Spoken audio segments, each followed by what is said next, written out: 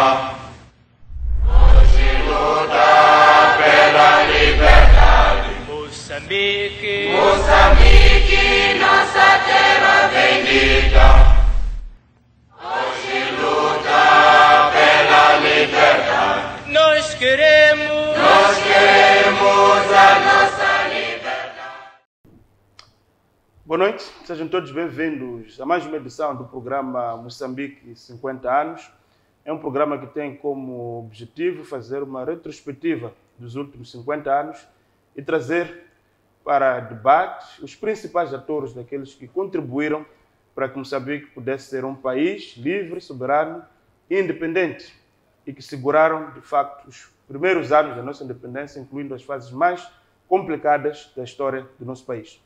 E para esta noite, contamos aqui com o Dr. Prakash Ratilal, é alguém que dispensa apresentações, nos pode falar aqui em Moçambique do setor financeiro, dos primeiros anos da independência, sem falar da sua inestimável contribuição para que, de facto, Moçambique pudesse construir um sistema financeiro, tanto do ponto de vista da banca, mas também do ponto de vista dos seguros. E é sobre isso, Dr. Prakash, boa noite, muito obrigado por ter acedido ao nosso convite. E a nossa conversa vai ser um pouco em torno disto.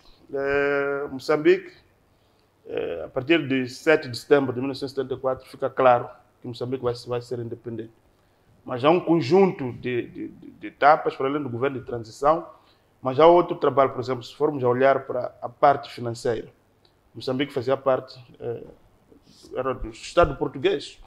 Eu gostaria que nos contasse um pouco como é que foi esse processo de separar Moçambique da metrópole. E sei que esteve muito envolvido nesse processo, desde processos preparativos até a assunção de cargos de relevo no Moçambique independente, tanto a nível do Banco Central, como também da empresa moçambicana de seguros. E é um pouco disso que a nossa conversa vai discorrer. Sim, obrigado pelo convite.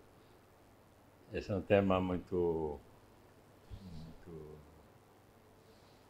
apaixonante, e principalmente porque faz evocar tempos de 50 anos.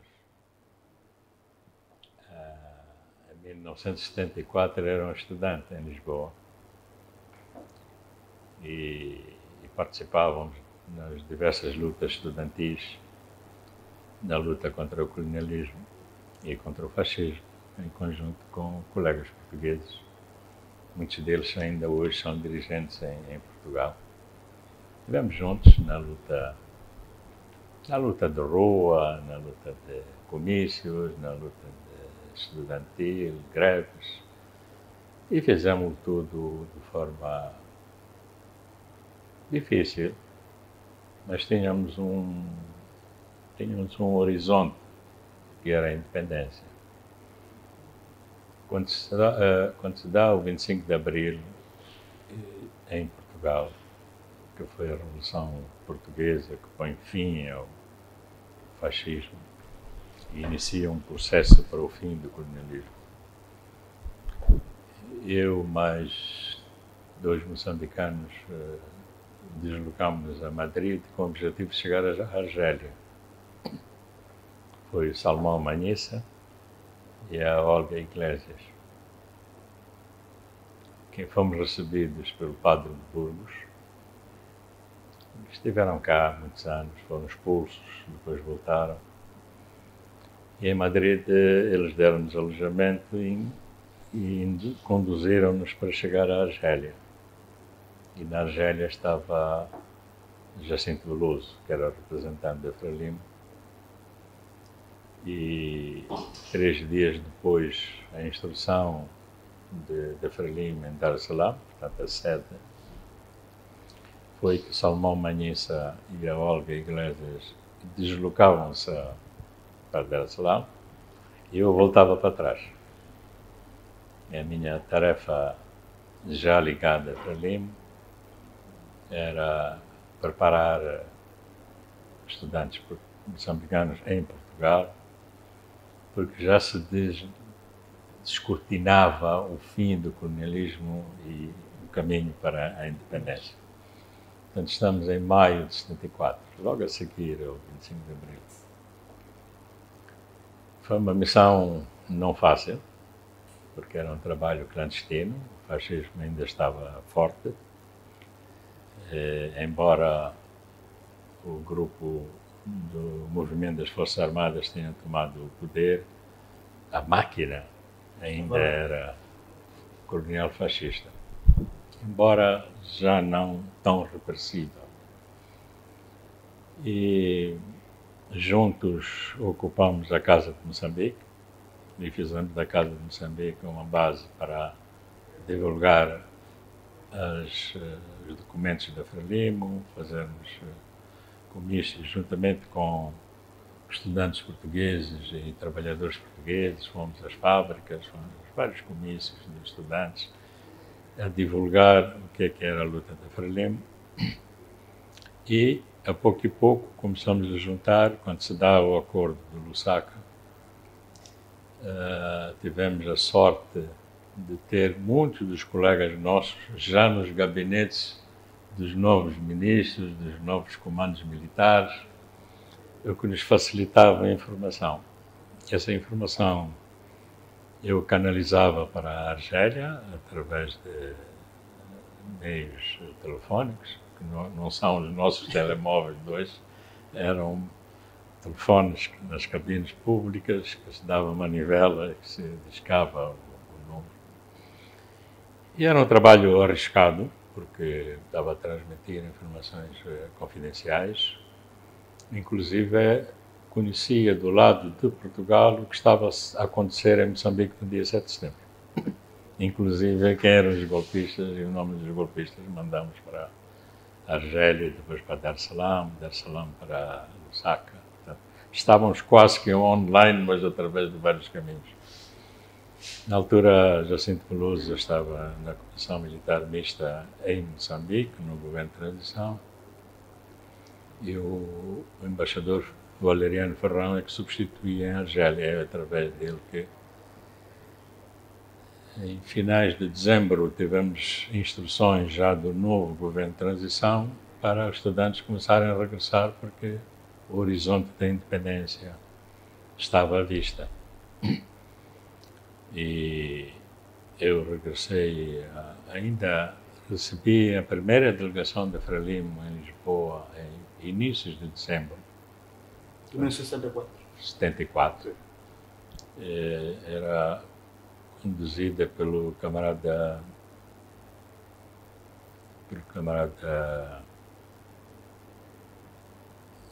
me ocorrer daqui a pouco, Feliciano Mundana. Portanto, ainda recebi o camarada Feliciano Mundana, que ia a Lisboa participar no comício do MPLA, porque era dia do MPLA, 10 de dezembro. Foi quando eu recebi a instrução de que devia regressar eu próprio. Portanto, finais de 74, tinha acabado já o curso, regressei. Uma semana depois de estar em Moçambique, com 24 anos, sou designado pelo falecido agora Salomão Mungwambe, que na altura era secretário de Estado das Finanças do governo de transição, e fui designado presidente do Montepio de Moçambique.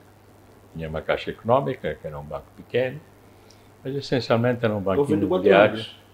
Com 24 anos de idade. 24 anos, sim. Ainda não tinha feito 25. Em janeiro de 74. Era a altura em que a comunidade portuguesa estava de saída súbita. Muitos com medo do novo poder que vinha, outros intoxicados com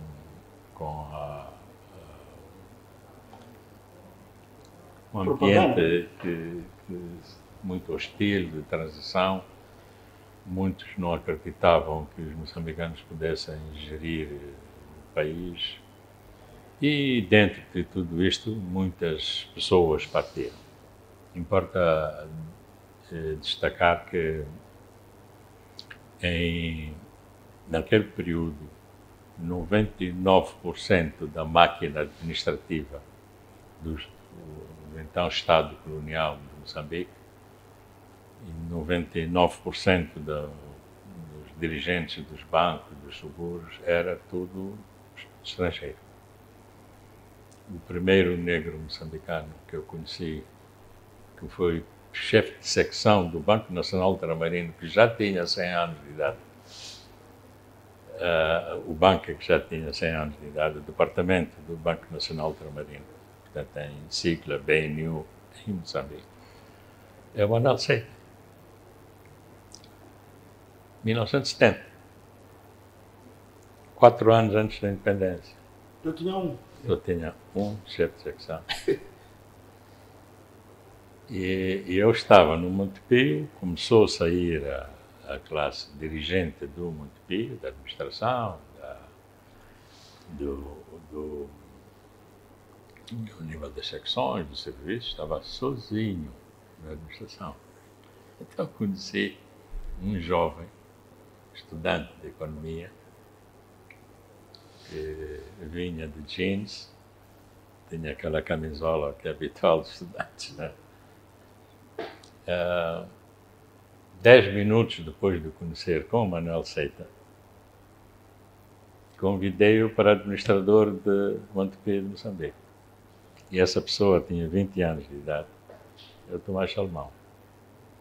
Com 20 anos? Com 20 anos de idade. 20, 21. E é assim que é a carreira de Tomás Salmão no mundo financeiro, depois por onde ele correu. Mas foi assim que a gente começou. Mais tarde, portanto, isto foi em janeiro que iniciei, o encontro com Tomás Salmão será em fevereiro, março, portanto, que é integrado, depois integramos mais jovens.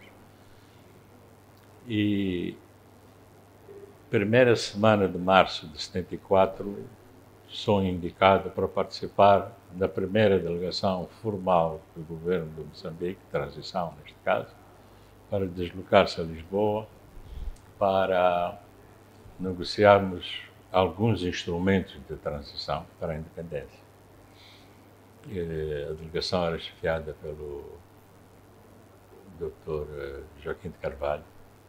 Ele tinha 30 anos de idade na época. Tinha Manuel dos Santos também, menos de 35. O Alberto Cassimo, que veio a ser primeiro governador do banco, também estava na delegação. Almeida Matos, o Vítor Barros Santos, que era das alfândegas. E espero não... Manuel dos Santos já falei. Então a nossa missão era negociar a transferência do departamento do Banco Nacional Ultramarino em Moçambique para a constituição do Banco de Moçambique. E encontrar uma solução para a hidroelétrica de Caurabaça, que ainda estava em fase de construção, contra a qual a Frelimo tinha lutado, porque o plano era instalar 1 milhão de colonos no Vale do Zambeze. E o ponto é que nós íamos a caminho da independência e o que fazer de uma obra daquela dimensão com avultados empréstimos estrangeiros associados à obra. Então, esta era a missão. Havia também os atrasados de Moçambique, atrasados de pagamento de o que se chama de indizíveis, portanto, serviços em moeda estrangeira a Portugal.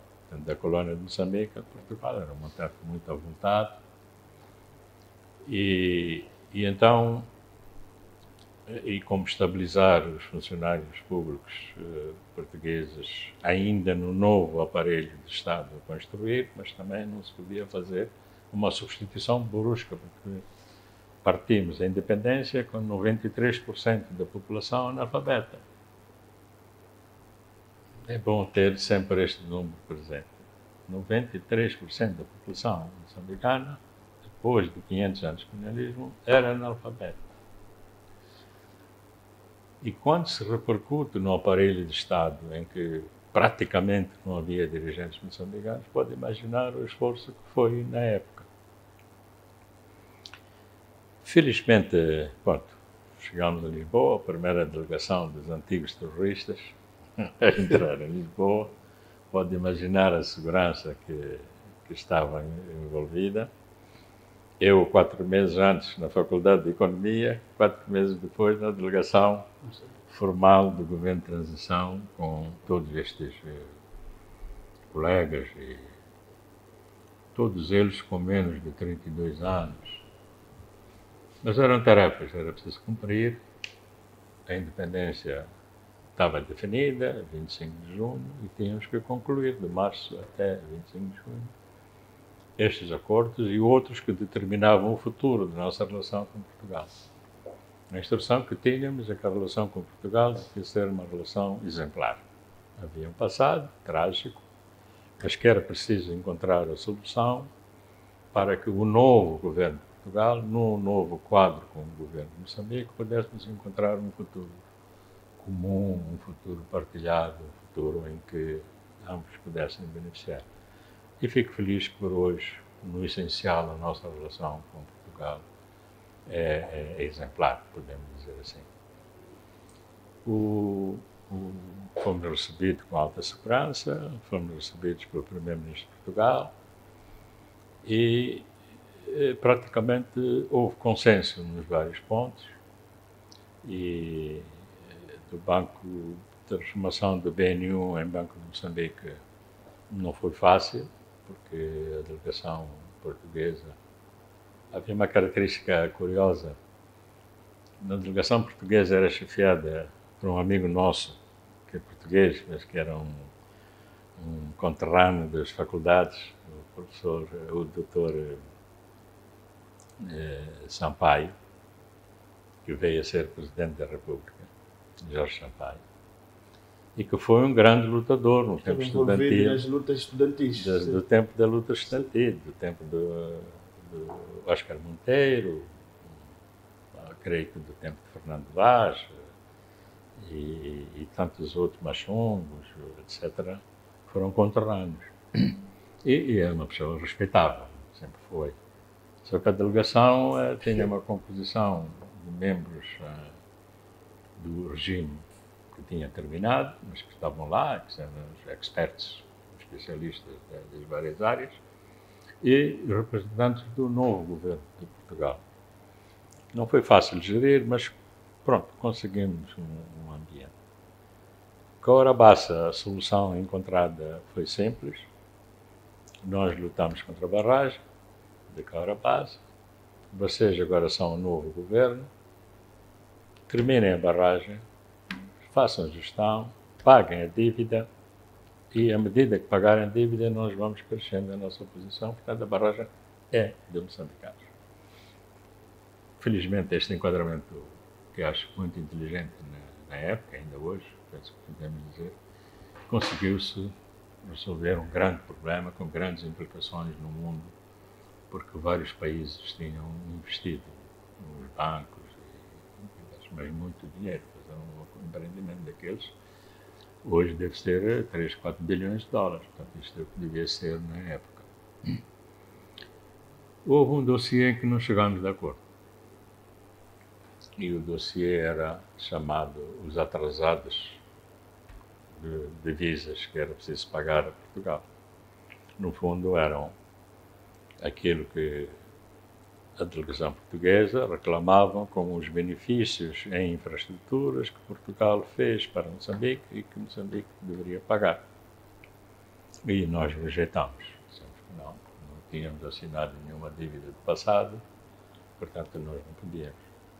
Isso gerou uma crise muito séria, tudo ficou suspenso, todos os outros acordos. Estamos em março, a delegação, portanto, concluiu isto.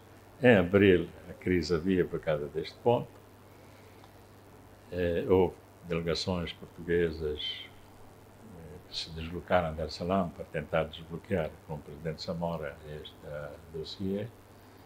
E o Presidente Samora escreveu uma carta que se manteve secreta durante muito tempo, em que dizia que se quiserem fazer as contas dessa maneira, então vamos fazer as contas corretamente.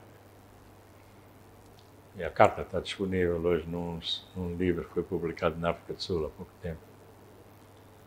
E que dizia basicamente, vamos fazer as contas desde o início do colonialismo, tudo que foi expoliado, tudo que foi retirado, tudo que foi explorado, tudo.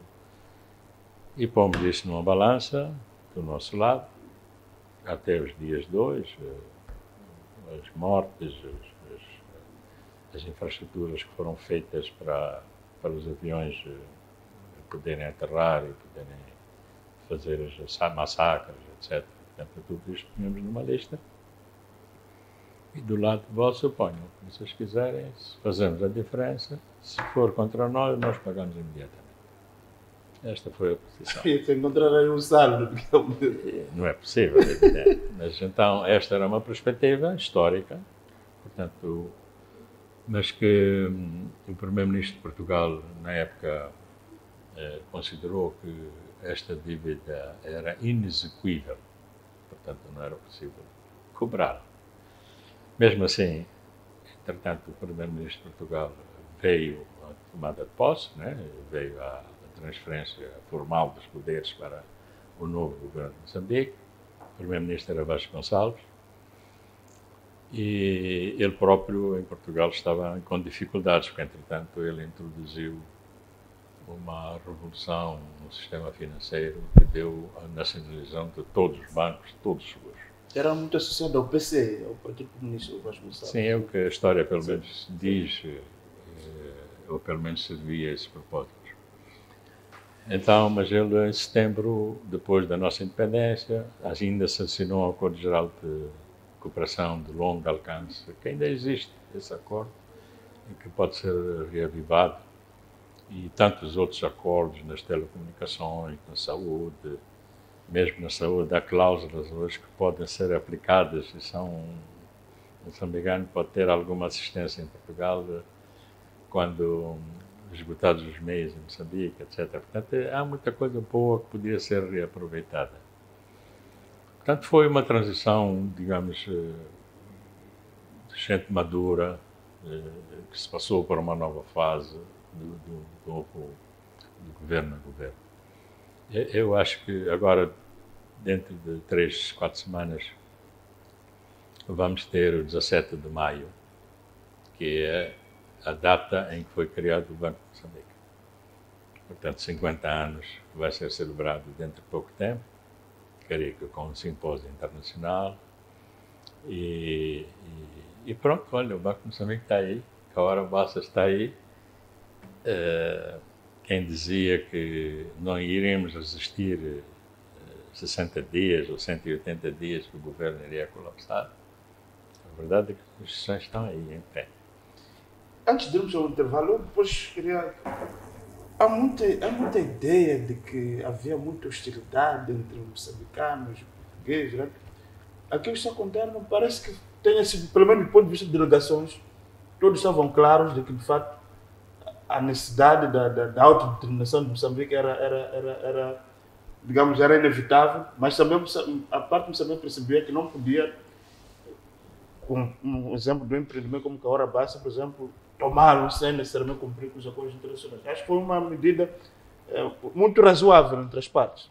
Certo. Bem, há um processo histórico, há um estigma do racismo muito forte, um processo histórico muito violento, né? De escravaturas, imposto de palhota, circulação condicionada nas cidades, portanto, houve racismo. Portanto, isto gerou nos moçambicanos um sentido de revolta, né? Mas com a independência, com os discursos principais do presidente Samora, quando fez a Revolução Maputo, que por uns foi interpretado como algo inaceitável, mas no essencial ele conseguiu mobilizar o povo para uma direção de uma nova fase da independência de Moçambique. Os acordos que foram assinados tinham um objetivo muito claro, que nós já estávamos, não na fase da luta armada, estávamos na fase de construir um Estado novo. A data da independência estava marcada, portanto, não era questionável. O ponto é ser independente, com soberania, não é? E com dignidade, que a gente pudesse depois continuar a conduzir o país. Não podíamos ter uma Cahora Bassa meio construída. Era preciso concluir, nós não sabíamos, não tínhamos instrumentos, os financiamentos iriam parar, portanto, foi preciso inteligência e maturidade. Naturalmente houve conselheiros vários das várias independências africanas que ajudaram a compor, mas podia haver uma atitude de radicalismo, pura e simplesmente, mas ia destruir, não iria criar as infraestruturas que eram necessárias para desenvolver. No caso do BNU, o BNU era um banco comercial, era um banco emissor, mas a função emissora estava em Portugal, não estava aqui. Portanto, era tudo decidido lá, depois só chegavam as notas que eram usuais aqui. Então, nós tivemos que construir, depois de ter esta base da transferência do Banco Comercial para o Banco de Moçambique, com capital pequenino, porque eles levaram tudo o resto, fez parte dos acordos, e iniciamos um banco pequeno, evidente, com uma grande intervenção na economia de Moçambique, e tivemos que injetar a função, criar a função emissora em Moçambique, quando fizemos a primeira troca de notas em 1980, e tivemos que, pura e simplesmente, anular o escudo que estava em vigor e substituí-la pela primeira vez vertical. Isso exigiu que estivesse aqui essa função emissora. Depois, a pouco e pouco, foi-se criando os princípios do Banco Central, que foram aprimorados já com a entrada do Fundo Monetário Internacional, já em 1986. Nós voltamos a essa só para fechar, só para implementar. Portugal devolveu ouro, esse processo de transferência dos ativos incluía ouro. Esta economia funcionava... Dizem que o Banco de Portugal é um dos bancos centrais com mais ouro do mundo. Não creio. Portugal não produz ouro. Não creio que se possa dizer essa frase em absoluto. Não é? Creio que quem tem maior reservas de ouro fala do Banco Central é da Inglaterra. Estados Unidos, Inglaterra, China, Rússia, talvez Japão. Mas eles não levaram nosso ouro.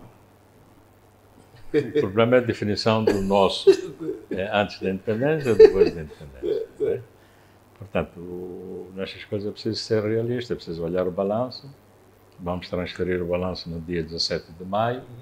Até 16 de maio ainda Portugal está no governo de transição, mas é ele que dirige. Né? No 17 de maio só somos nós que dirigimos, porque o Banco Central passou a ter um governador do banco moçambicano. Então, temos que respeitar as leis, temos que respeitar as normas, portanto, não é só chegar e rasgar e deitar fora. Alguns gostam pura e simplesmente de mostrar poder, I am the guy, eu sou. Mas depois, como é que funciona no dia seguinte? Então, temos que ter alguma atenção aos compromissos, às regras, etc. Então, o que recebemos é o que foi acordado. Né? O resto, a economia de Moçambique, que é preciso muitas vezes, antes de avançar, saber do passado. E a história é fundamental na formulação de políticas para o futuro. Temos que ler a história, saber a história, para ver continuidade. As rupturas não ajudam a desenvolver processos que devem ser corrigidos no tempo. Então, a economia de Moçambique era uma economia muito subsistente, com base na agricultura. Depois era muito assente em serviços. É por isso que não há uma linha férrea do norte a sul. As linhas férreas servem ao interior. Esta de Maputo serve à África do Sul e a antiga Rodésia, hoje Zimbábue. A de Beira serve a antiga Rodésia e a Zâmbia, que era a Rodésia do norte, o Zimbábue de hoje era a Rodésia do sul. E a de Nacala vai para o interior, serve o Malawi, serve diretamente a Zâmbia e o sul do Zaire. Há problemas de interconexão num certo ponto pequeno, mas isso também tem uma razão histórica. É que essa história vem de 200 anos atrás, é preciso ter em conta. E, na altura da Conferência de Berlim, 1895, Portugal era relativamente fraco no meio dos poderes europeus que se sentaram em Berlim para decidir e dividir a África. E dividiram. E o princípio era a ocupação, os países pertencem, os territórios pertencem aos países europeus que têm uma presença física. Então, Portugal argumentou que de Angola a Moçambique, o chamado mapa cor-de-rosa, mas os britânicos, que eram os mais fortes da época, disseram que não, de Cabo ao Cairo é nosso. E romperam isto. Daí que, se olhar bem o mapa, indo pelos nomes antigos, África do Sul, Zimbábue, que era a Rodésia do Sul, tem continuidade com Zâmbia, que era a Rodésia do Norte, Tanganica, que é hoje o Malawi, Tanzânia, Quênia, e fizeram ligação ao Cairo e quebraram o princípio do Angola-Moçambique unificado. E isto ainda hoje se vê nas infraestruturas. E é por isso que os minérios da área de Katanga, que é a parte mais rica da África do Congo, se olha bem o mapa, ele penetra na Zâmbia, mas depois vem o caminho de ferro até Durban ou Porto Elizabeth, que é 3 vezes mais do que ir para Nacala. Mas são regras do poder que determinaram isso. Okay, portanto, para mudar leva tempo, leva muito longe, que é preciso provavelmente voltarmos a este debate para que o novo SADC possa. Mas não é por acaso que as coisas não mudaram. São imperativos da história, da geografia, que é preciso ter em conta. Mas eu estou em crer que as ligações a geoeconomia vai se impor, a competitividade mundial desta região vai obrigar a encontrar soluções mais. Daí que Maputo, neste momento, está a ser demandado pelas minas da África do Sul, porque é o ponto mais próximo. Exato. Vamos, neste momento, para o nosso intervalo. Voltamos na segunda parte, onde vamos perceber também aqui o papel do Dr. Prakash já no novo Moçambique, tanto no Banco Central, mas também na indústria dos seguros em Moçambique. Até já. Hoje luta pela liberdade. Nós queremos a nossa liberdade. Na TV Cabo, todos os pormenores importam, porque a sua empresa importa. Importa a conectividade em fibra óptica. Importa a segurança de dados. Importa armazenamento na cloud. Porque cada detalhe importa. A TV Cabo traz para si serviços especializados, ajustados à medida do seu negócio. Com uma equipa pronta para responder às suas necessidades, terá sempre o melhor suporte e acompanhamento. TV Cabo Negócios. Soluções à medida. Porque a sua empresa importa. A MBCTV chega com toda a força, trazendo programas inovadores, entrevistas e reportagens que fazem a diferença. Através da TV Cabo, pelo canal 352. Poderá acompanhar informação e conteúdos que inspiram e conectam com uma programação feita à medida com toda a qualidade que você merece. MBCTV, conectando o mundo.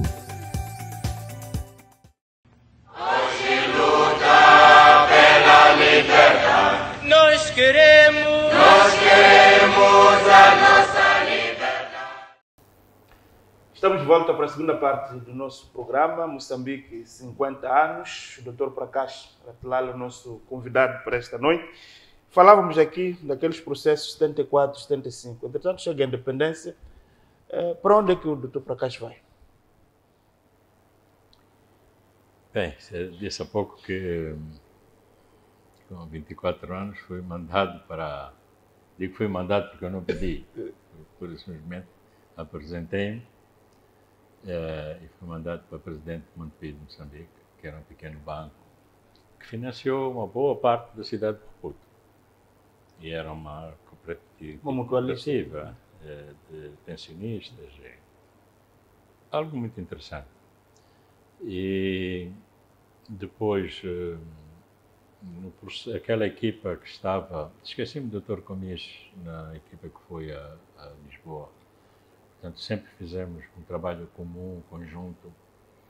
E o Dr. Comis e eu fomos indicados para liderar um grupo para fazer a reforma do sistema financeiro e para a reforma do setor de seguros e bancos. Na altura, o Dr. Cassim era o governador do banco, mas ele estava doente E então, em 1977, né? Portanto, foi necessário colocar novas pessoas no Banco Central, e em abril de 78, Sérgio Vieira e eu somos colocados no Banco Central. Sérgio Vieira como governador e eu como vice-governador. Devo dizer que nunca pedi um lugar. E não é surpresa quando eu voltava para casa, na altura guiava um pequeno Lada,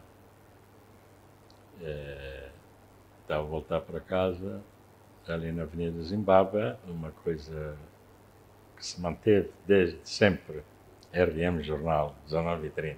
Depois estava a ouvir, que é algo que devia ser reconhecido, do RM Jornal. Então ouço o noticiário, comunicado da Presidência da República, nomeação de novos dirigentes, vem o governador do banco, Sérgio Vieira, e vem o vice-governador do banco para a Caixa Lateral.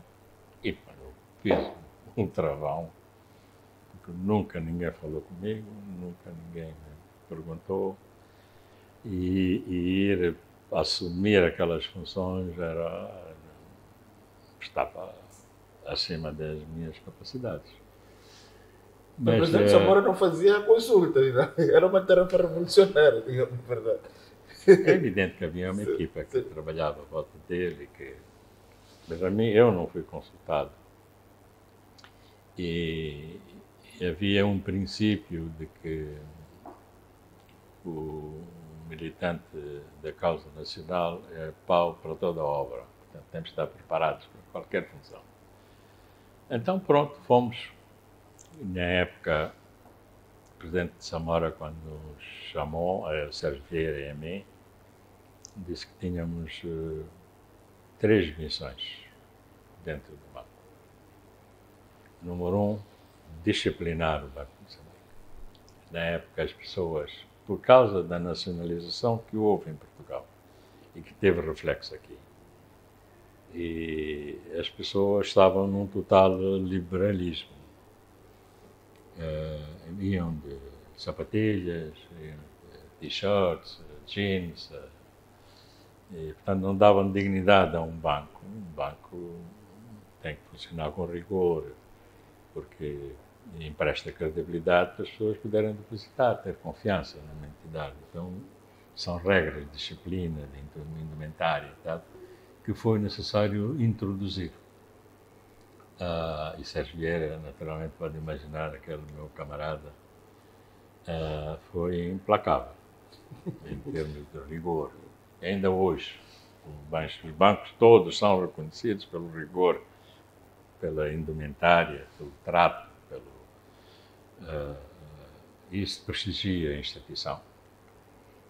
E segunda tarefa, moçambicanizar a banca.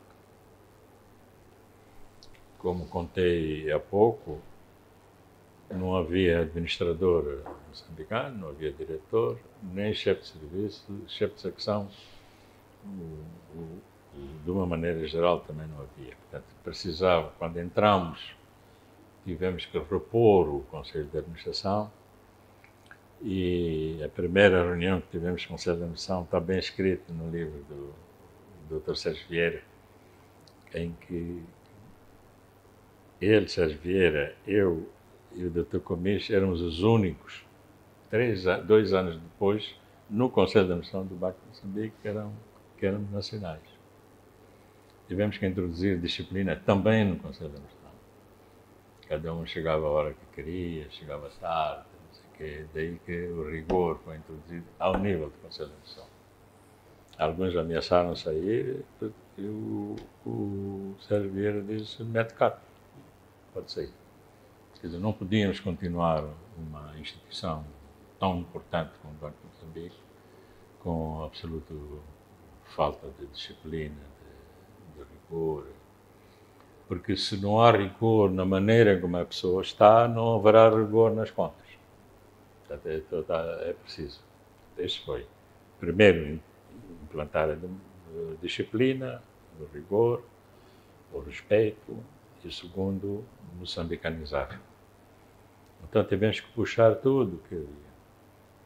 É importante ser claro no seguinte, que eu conheça, na altura da independência, no momento que estamos no Banco de Moçambique, eu conheço apenas 7 economistas moçambicanos.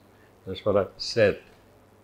Eu, num artigo recente, quando escrevi os 15, admito que não conhecesse outros. Mas temos o Dr. Mário Machon, Dr. Salomão Munguan, Dr. Joaquim de Carvalho, Dr. Abdul Majid. Já nos começa a falhar, eu próprio. Não havia. Nós construímos, fizemos omelete sem ovos, com muito poucos ovos fizemos omelete. Isto é preciso ter em conta em qualquer análise. Quando eu vejo 49 anos de erros e não sei o quê, a verdade é que as instituições estão aí, feitas para aqueles jovens. São instituições respeitadas. Tudo aquilo que se construiu estão aí. E não se pode falar de 49 anos de erros. Isso é tentativa de querer queimar a história.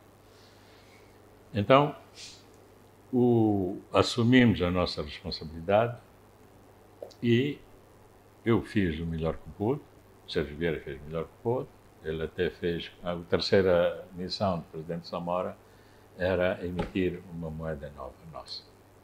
Essa parte da moeda ficou com o Dr. Sérgio Vieira, eu fui tratar do resto da máquina. Tive que trabalhar com gente de 5ª classe, 6ª classe, poucos da escola comercial, poucos do Instituto Industrial, e puxamos para cima com responsabilidade.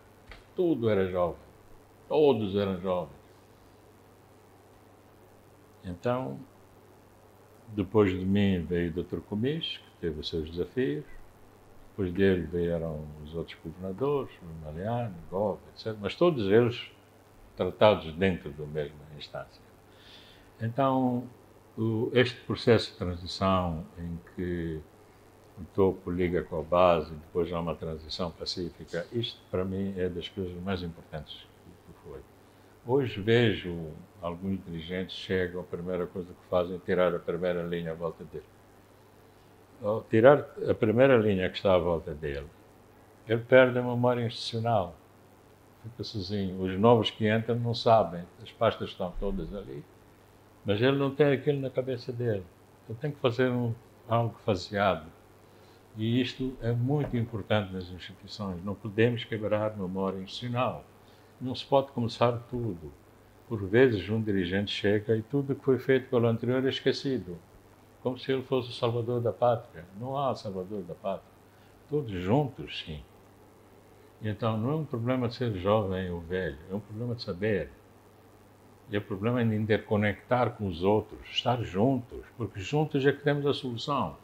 Eu, por mais que leia, e leio muito, conheço muita gente que não lê, funciona à base dos bytes. Mas o byte é muito bom, dá pingos de informação, mas não dá a visão global. E para isso eu tenho que debater, tenho que falar consigo, tenho que ter os seus inputs. Tem que ler, porque a leitura é trazer as ideias dos outros para mim. E assim permite-me agir mais forte. Eu acho que isto é um elemento muito importante. O jovem de hoje deve dedicar-se à leitura. Eu hoje leio muito. No mínimo 2 horas por dia eu leio, seja o que for, leio. Jornais, revistas, televisão, tudo absorvo de informação. E claro, coisas seleciono, há coisas que não uso. Mas este é um elemento de sucesso futuro. Nós temos que saber, esta luta que vem aí, vai ser uma luta muito grande, muito séria, muito desafiante. Só para lhe dizer que o novo mundo que vem aí, evidente, há muitos desafios, temos que resolver os problemas da agricultura, mas o mundo que vem aí do oil and gas, os resultados que entrarem no Estado, eles têm que ser direcionados para resolver problemas concretos das populações. E isto é uma grande responsabilidade. Daí a necessidade da lisura, da transparência, da não corrupção. E o compromisso com jovens de 24, 26, 30 anos. Havia um compromisso. Acreditávamos que era possível transformar. E pense bem. Não havia corrupção naquela altura, naquele nosso tempo. Esses jovens novos, naquela altura que entraram nessas tarefas de grande responsabilidade, muitos deles praticamente pés descalços, podemos assim dizer, não tinham um compromisso. Hoje em dia, a primeira coisa que um jovem pensa quando assume cargo de relevância é ver a algeia, controlar a algeia, onde vai roubar ali a colar. Vocês tinham essa dimensão de que é controlar muitos dinheiros, digamos assim. Isso eu não posso comentar. O que para mim é importante é que 2040, eu não estarei cá, vocês estarão. Este país pode ter muito dinheiro. Então vamos permitir que estes dinheiros angariados pelo Estado sejam redistribuídos em coisas concretas, na criação de novos empregos, no aumento da produtividade agrícola, no desenvolvimento das interconexões agroindustriais, no melhoramento das infraestruturas. Isto vai ser muito grande. Moçambique pode tornar-se, mas depende muito de nós também, como pode tornar-se confusão, mas pode tornar-se uma bênção. Mas precisamos estar juntos, falar, conversar, discutir e tirar depois uma diretiva e caminhar e corrigir à medida de que é necessário. Moçambique poderá vir a ser o terceiro maior exportador de gás do mundo. Temos esta possibilidade, mas não vai vir de bandeja. Porque quem vem fazer tem seus interesses. Nós temos que combinar o nosso interesse com o deles e olhar a prazo o resultado. Mas qual tem sido o vosso papel como senadores da República? Qual tem sido o vosso papel? Eu sei que ainda nem falamos de Emosa, acho que vamos dedicar algum tempo para falarmos da cima da indústria de seguro, mais uns 5 minutos. Mas olhando para o Dr. Prakash, o Dr. Comis, outras pessoas que ainda estão cá conosco, olhamos nessas pessoas como verdadeiros senadores da República. Pessoas, conforme diz, com perfeições, erros. O fato é que construíram esse país. Está aqui, está em pé, está via. Podemos discutir isso, onde é que podemos estar hoje, mas o país está aqui. Funciona, tem instituições. Neste momento, por aí, prepara-se eventualmente para receber esses bilhões de recursos. Qual tem sido o vosso papel como senadores? Qual tem sido a vossa contribuição? Aquilo que eu estava a referir há pouco é o processo que temos que desenvolver. Temos que caminhar sempre em unidade. É evidente, a divergência, a diversidade faz parte do processo. Mas não podemos romper. Temos que encontrar soluções dentro da máquina, dentro das eleições, temos que ter processos tranquilos, transparentes, que nos solidifiquem, mas não podemos partir. O que temos é como difícil construir. Deixa-me dar uma outra dimensão que é muitas vezes esquecida. De novo, a história. Se olhar, eu gosto muito de sentar à volta num globo terrestre ou num planisfério e olhar bem o mapa. Porque a geografia tem muitas histórias para contar. 75, Tanzânia fica independente em 61. Tanzânia cria condições para a independência de Moçambique. Por essa altura, a Tanzânia ficou Zâmbia também. Mas havia a Rodésia, que não ficou independente. A Rodésia do Norte foi independente, a Rodésia do Sul, que hoje é o Zimbábue, não tinha ficado independente. Entretanto, Moçambique fica independente em 75, Angola fica independente em 75. Nosso vizinho tinha racismo formal. Portanto, e esta questão do racismo muita gente subestima. Mas é racismo, é sério. Né? E em Moçambique havia, e esse estigma foi cortado a partir da nossa independência. Então, na África do Sul era outro racismo formal.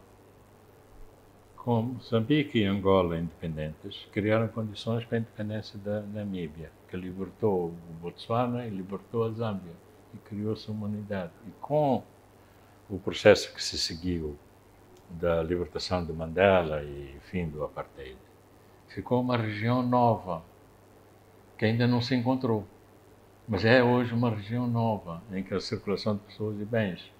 No outro tempo não havia possibilidade. Eu vi quando era miúdo, tinha 16 anos, na África do Sul, em Durban, um banco, Japanese Garden em Durban, um banco branco assim, no jardim, estava escrito Only for Whites.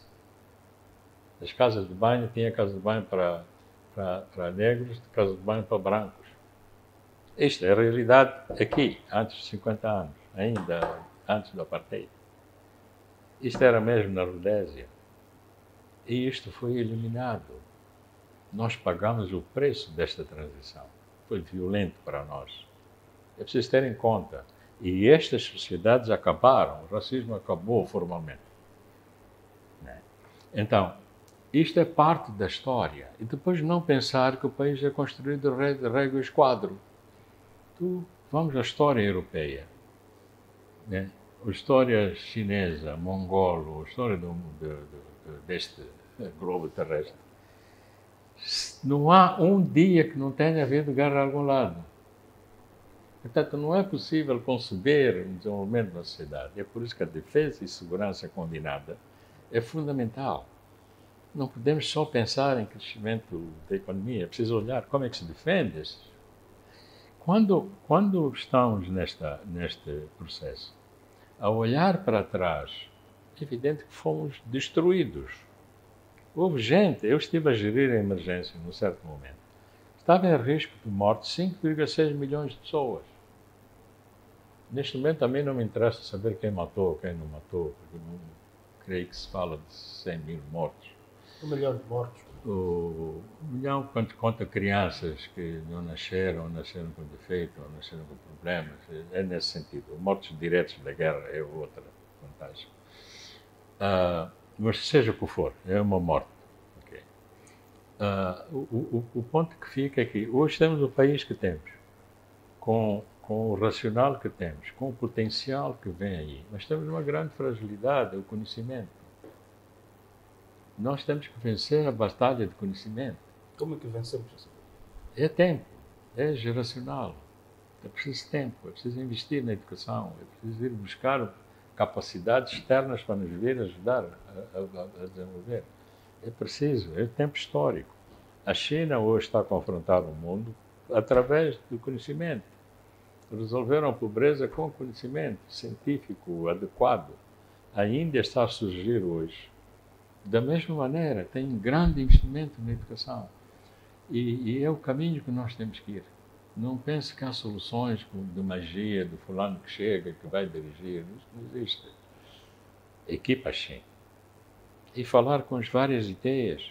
Fizemos há pouco a Visão 2050, o projeto da Moçambique para 2050. Foi feito por pessoas diversas, com ideologias diferentes. Mas combinamos, confrontamos as ideias, mas chegamos em algo comum. E está ali 300 páginas de ideias comuns que todos subscrevem.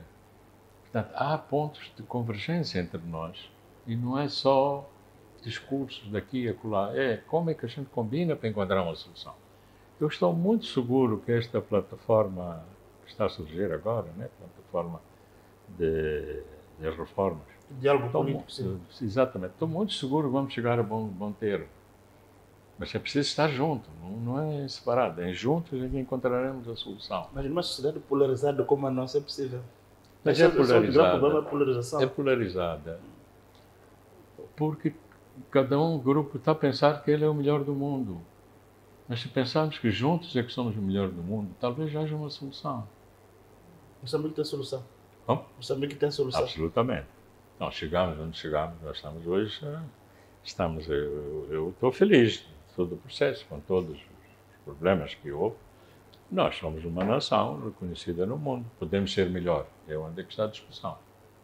Podemos ser melhor, mas não há hipótese. Moçambique no ano 2590 vai existir. Se calhar estamos com menos 5 minutos para fechar mais programa. A questão dos seguros, que também falamos muito da área da banca. Seguros é muito simples. Como é que vai parar também no seguro? Era mesmo Não, o pão para toda como, obra. como éramos poucas Sim. pessoas, né? Então tínhamos tarefas de fazer um pouco de tudo. Sim. Eu até fui fazer acordo sobre telecomunicações com então Marconi, eu entendia pouco, mas juntámos forças e conhecimentos, etc., e conseguimos fazer. Havia gente de qualidade, moçambicana, que sabia telecomunicações. Então, quando eu e o Dr. Comis estávamos a fazer a reestruturação do sistema financeiro, como em Portugal estava tudo nacionalizado, o reflexo aqui eram agências pequenas, então aglutinamos. Então propusemos que, no caso de seguros, que houvesse a constituição de uma sociedade única, que era a EMOS, que aglutinou 24. Mas porque lá não havia comando único. E aqui cada um obedecia e fazia o que quiser. Havia um risco sistémico no setor de seguros e precisávamos de coisa. Felizmente conseguimos que alguns portugueses ficassem mais tempo. Fizemos contratos com eles particulares e eles conduziram e ajudaram. Depois puxámos os dirigentes da época. Mas eu fiquei muito pouco tempo nos seguros. Sou o criador, digamos assim, primeiro presidente da EMOS, mas fiquei não mais de um ano, provavelmente nem mesmo um ano, porque entretanto tive que ir para o Banco de Moçambique. E ali as tarefas obrigavam uma grande concentração. Depois escolhemos quem podia suceder e todos os outros que sucederam trouxeram o barco até aqui. Uma outra questão. Conforme nós dissemos, neste programa nós queremos trazer outros atores que estiveram neste processo, não necessariamente as mesmas caras, sem embargo de reconhecer a sua grande obra. Como é que foi manter um país, primeiro, asfixiado com a situação da guerra, depois as distorções econômicas, o modelo econômico escolhido? Como é que foi segurar isso aqui até mais ou menos 1990, a altura que 87, a altura que começam as reformas já com o Banco Mundial, que nos conheceram até esta parte? Eu, quando fiquei governador do banco, em 81, tinha 31 anos. E chegou a governar do Banco de Moçambique com 31 anos? Com 27, vice-governador. Vice-governador com 27 e 31. 31 como governador. Sim. Então, a questão que se colocava, creio que na altura era o mais jovem do mundo. Mesmo agora acho que nunca ninguém fez. Mas não havia mais ninguém, meu irmão. Era assim. Não havia ninguém. Nós éramos madeira para toda a obra. Então colocava-se a questão do Fundo Monetário. O Fundo Monetário é uma agência das Nações Unidas. É verdade, tem as suas características próprias. Né? Tem um modelo em que os países ocidentais é que determinam digamos, a condução do Fundo Monetário. Agora já tem a China com algum peso no Fundo Monetário e Banco Mundial, que são os irmãos gêmeos. E o ponto era porque que a gente não aderiu em 1975. De facto, havia muitas tarefas para serem feitas. E a partir de 81 começamos a estudar Fundo Monetário e aderimos, à medida que também fomos evoluindo para a abertura do mercado para o Ocidente. Portanto, abrimos as relações com o Ocidente através da Presidente Ramalhantes, que teve um papel muito importante. Depois com Mitterrand, com o Primeiro-Ministro Margaret Thatcher e depois fomos em 86 ao Presidente Ronald Reagan. O Presidente Samora liderava todos os processos e tinha uma equipa à volta dele, multiforme, que nos conduziu até lá. E é a altura que a gente faz a adesão ao Fundo Monetário, começam os primeiros programas, etc. Mas isto tudo era parte de um pacote que deu em toda a África Austral, porque tínhamos que jogar o jogo global.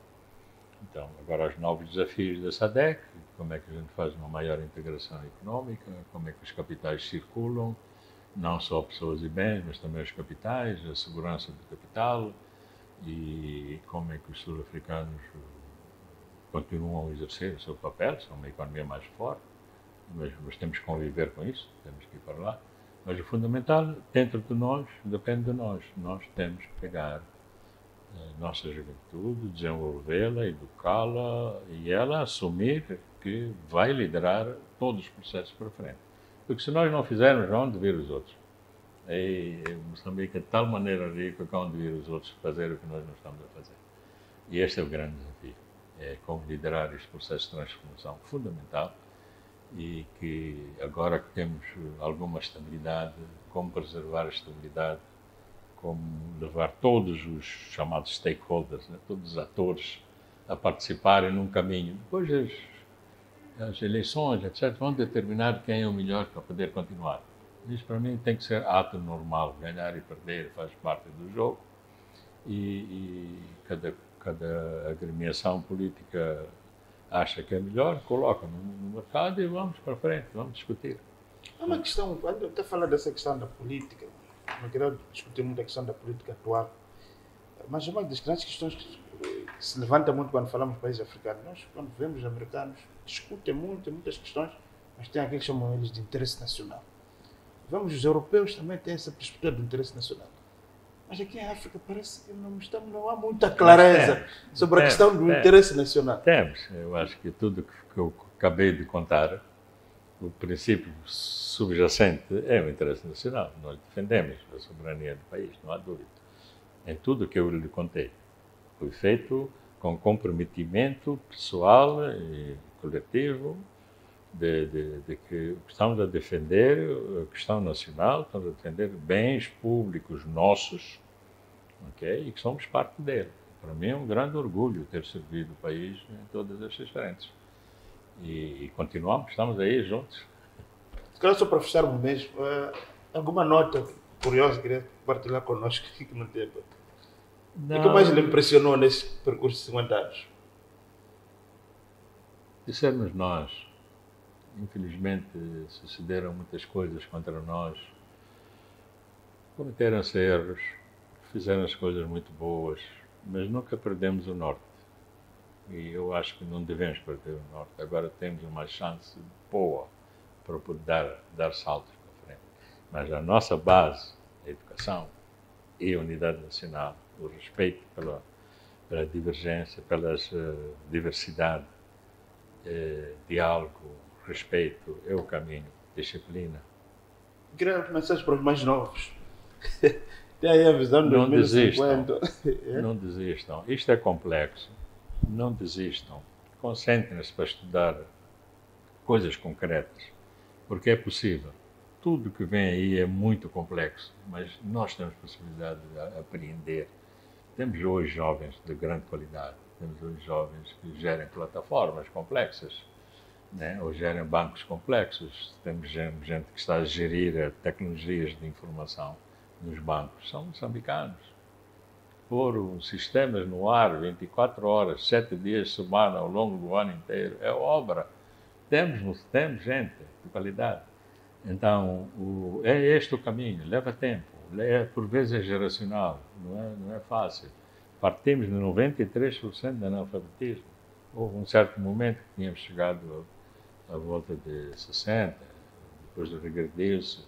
Mas é preciso retomar o caminho. Este é o caminho. Exato. Doutor Prakash, muito obrigado por estas notas, essa conversa aqui que nos trouxe para recordarmos um pouco de como é que este país foi fazer tudo, meu irmão, fazer tudo possível para manter a paz. Como é que mantemos a paz? Temos que falar, temos que estar juntos. Temos que acreditar que juntos valemos mais. Exato. Fica aqui essa mensagem do Dr. Prakash. De facto, é um currículo impressionante. 29 anos, vice-governador do banco, 31 anos, governador do banco, e outras tarefas que foi assumindo ao longo deste processo. Ainda teve tempo para fundar um banco.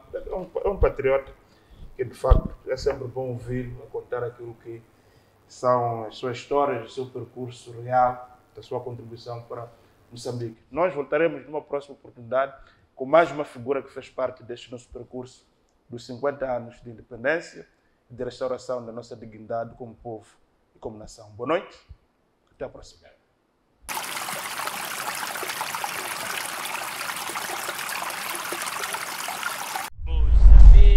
Moçambique, nossa terra bendita, hoje luta pela liberdade. Moçambique, nossa terra bendita.